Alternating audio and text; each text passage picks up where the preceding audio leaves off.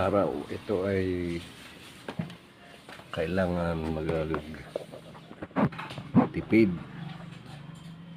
kaya nagre-recycle na lang ng pentel pen.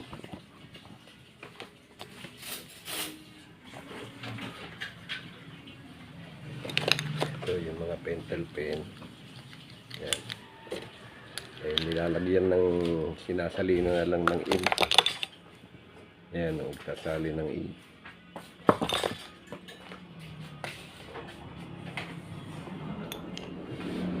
Para hindi na lagi bili ng bili. Ayan. Ayan. Kailangan ng dropper sa itong ink. Ayan, sali na lang ng sali. Para makatipid.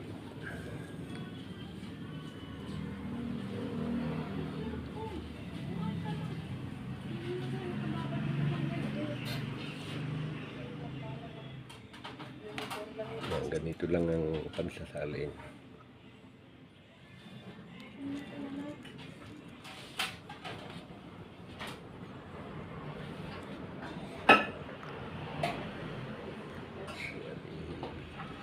Kabit.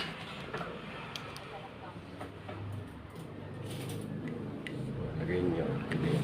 Ganito lang. Tapos ilagay na uli. Yun. Para siya ay ang ink niya umagos sa bumaba. Milo! Nahuli ka na naman nila dun eh. Nasasakyan ka na naman ni pulis na iba pulis eh. Ano na naman ni Ate Pape? Ayan lang.